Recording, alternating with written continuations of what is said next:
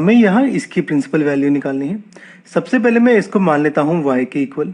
Sine inverse को left side ले जाऊँ तो ये आ जाएगा साइन y इक्वल टू -1/2। अब हमें पता है साइन 30 डिग्री होता है 1/2, तो थीटा आ जाएगा मेरा 30 डिग्री। इस डिग्री को मैं पाई में कन्वर्ट करता हूँ, यानी मैं पाई बाय 180 से मल्टीप्लाई कर देता हूँ, तो ये आ जाएगा मेरा π/6। अब अगर इस टेबल में ध्यान दें तो यहाँ पे साइन इनवर्स के केस में मेरी नेगेटिव वैल्यू है, क्योंकि यहाँ पे -1/2 है, तो मेरी प्रिंसिपल वैल्यू होगी -थीटा। क्योंकि -1/2 मेरा नेगेटिव है, तो मेरी प्रिंसिपल वैल्यू होगी -थीटा, यानी -π/6। तो यहाँ पे -1/2 की जगह लिखता हूँ मैं साइन ऑफ -π/6। इसके बाद हम ये लाइन हमेशा लिखते हैं कि साइन इनवर्स का जो रेंज है प्रिंसिपल वैल्यू का, वो -π/2 से π/2 के बीच में है। तो यहाँ पे प्रिंसिपल वैल्यू होगी मेरी -π/6।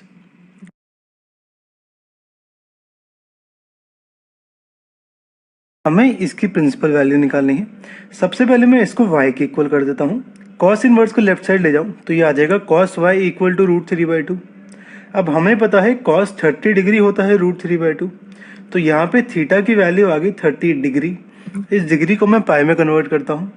पाई में कन्वर्ट करने के लिए मैं इसे π/180 से मल्टीप्लाई कर देता हूँ, तो ये आ जाएगा मेरा π/6। तो थीटा की वैल्यू आ गई π/6।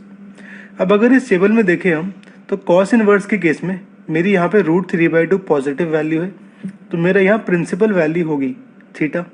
क्योंकि √3/2 पॉजिटिव है तो प्रिंसिपल वैल्यू आएगी थीटा, यानी π/6। तो यहाँ पे हमारी प्रिंसिपल वैल्यू आ गई π/6। इसको हम लिख लेते हैं। ये √3/2 की जगह लिखता हूँ मैं cos ऑफ π/6। अब यहाँ पे हम ये लाइन ऐड करते हैं कि principal value of cos inverse होती है 0 से लेके पाई के बीच में। अब यहाँ पे प्रिंसिपल वैल्यू है हमारी π/6।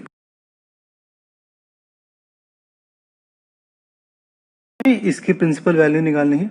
सबसे पहले मैं इसको मान लेता हूँ y के इक्वल। कोसेक इनवर्स को लेफ्ट साइड ले जाऊँ तो ये आ जाएगा कोसेक y इक्वल टू 2।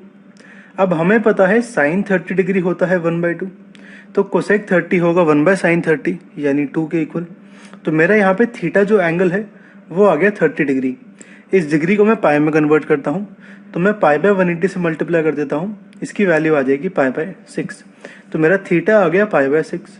अब अगर हम इस टेबल में देखें तो कोसेक इनवर्स में मेरी जो वैल्यू है यहाँ पे 2, ये पॉजिटिव वैल्यू है, तो मेरा यहाँ प्रिंसिपल वैल्यू होगी थीटा। क्योंकि 2 पॉजिटिव है तो प्रिंसिपल वैल्यू होगी थीटा। थीटा है हमारा यहाँ पे π/6, तो प्रिंसिपल वैल्यू आ जाएगी π/6। इसे हम लिख लेते हैं यहाँ पे 2 की जगह लिखता हूँ मैं कोसेक ऑफ π/6। अब यहाँ पे हम हमेशा ये लाइन ऐड करते हैं कि इसकी रेंज होगी ये -π/2 से π/2 -0। तो यहाँ पे प्रिंसिपल वैल्यू आएगी हमारी π/6।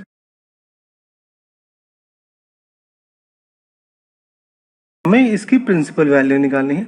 सबसे पहले मैं इसको y के इक्वल कर देता हूँ। tan इनवर्स को लेफ्ट साइड ले जाऊँ तो ये आ जाएगा tan y इक्वल टू -√3।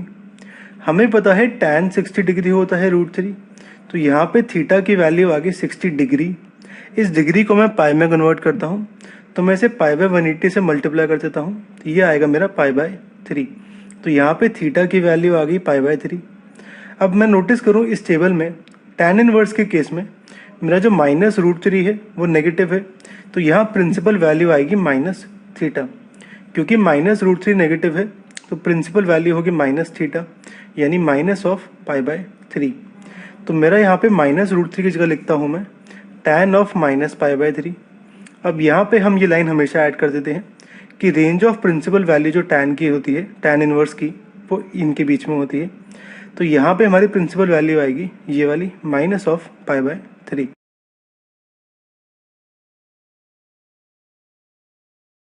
इसकी प्रिंसिपल वैल्यू निकालनी है।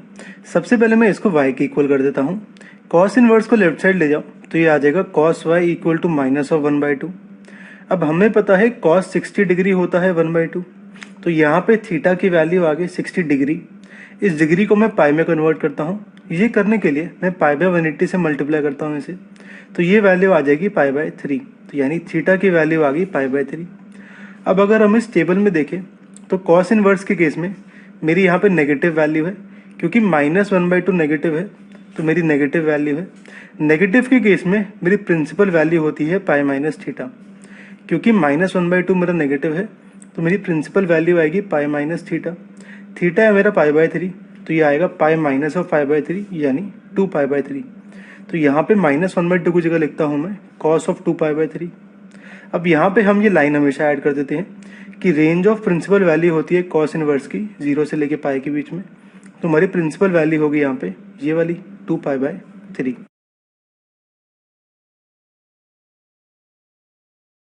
इसकी प्रिंसिपल वैल्यू निकालनी है। सबसे पहले मैं इसको मान लेता हूँ y के इक्वल।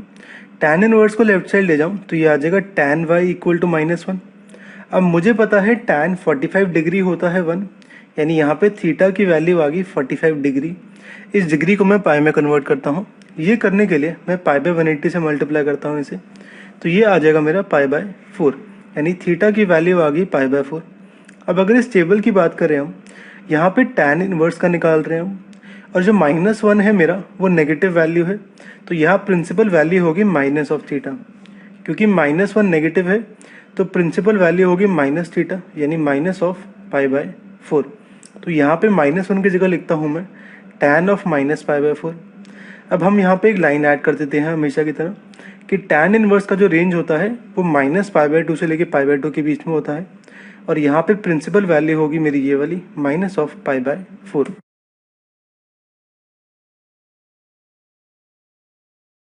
इसकी प्रिंसिपल वैल्यू निकालनी है। सबसे पहले मैं इसको मान लेता हूँ y के इक्वल।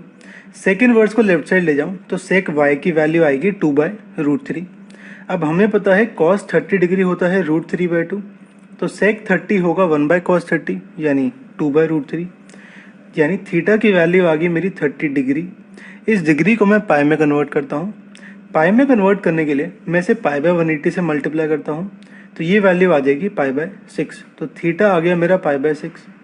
अब अगर हम इस टेबल की बात करें तो सेक इनवर्स के केस में 2/√3 जो है मेरा वो पॉजिटिव वैल्यू है, तो मेरी यह प्रिंसिपल वैल्यू आएगी थीटा। क्योंकि 2/√3 पॉजिटिव है तो प्रिंसिपल वैल्यू थीटा आएगी मेरी पाई बाय 6। तो यहाँ पे 2/√3 की जगह लिखता हूँ मैं सेक ऑफ पाई बाय 6। अब यहाँ पे हम ये लाइन हमेशा ऐड कर देते हैं कि रेंज ऑफ प्रिंसिपल वैल्यू होती है सेक इनवर्स की ये, तो यहाँ पे प्रिंसिपल वैल्यू आएगी पाई बाय 6।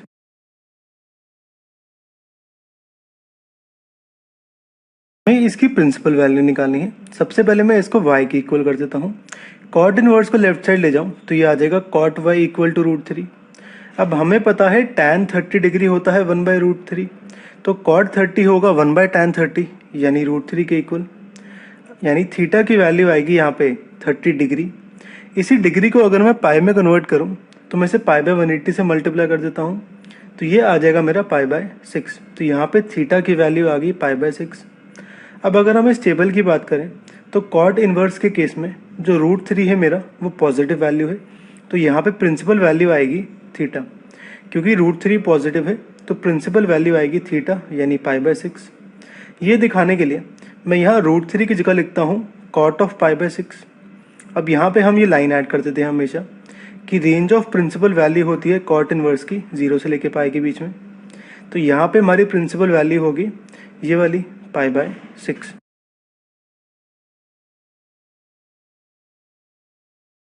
हमें इसकी प्रिंसिपल वैल्यू निकालनी है। सबसे पहले मैं इसको y के इक्वल कर देता हूँ। कॉस इनवर्स को लेफ्ट साइड ले जाऊँ तो ये आ जाएगा cos y equal to minus of 1/√2। अब हमें पता है कॉस 45 होता है 1/√2, तो मेरा यहाँ पे थीटा आ गया 45 डिग्री। इस डिग्री को मैं पाई में कन्वर्ट करता हूँ। पाई में कन्वर्ट करने के लिए मैं इसे पाई बाय 180 से मल्टीप्लाई करता हूँ, तो ये वैल्यू आ जाएगी पाई बाय 4। तो यहाँ पे थीटा की वैल्यू आ गई पाई बाय 4। अब अगर हम इस टेबल की बात करें तो कॉस इनवर्स के केस में मेरी यहाँ पे -1/√2 नेगेटिव वैल्यू है, तो मेरा प्रिंसिपल वैल्यू होगी पाई माइनस थीटा। क्योंकि -1/√2 नेगेटिव है तो प्रिंसिपल वैल्यू होगी पाई माइनस थीटा। थीटा है पाई बाय 4, तो ये आएगा पाई माइनस पाई बाय 4 यानी 3 पाई बाय 4। तो यहाँ पे -1/√2 की जगह लिखता हूँ मैं कॉस ऑफ 3 पाई बाय 4। अब यहाँ पे हम ये लाइन ऐड कर देते हैं कि रेंज ऑफ प्रिंसिपल वैल्यू होती है कॉस इनवर्स की 0 से लेके पाई के बीच में, तो यहाँ पे प्रिंसिपल वैल्यू आ गई हमारी 3 पाई बाय 4।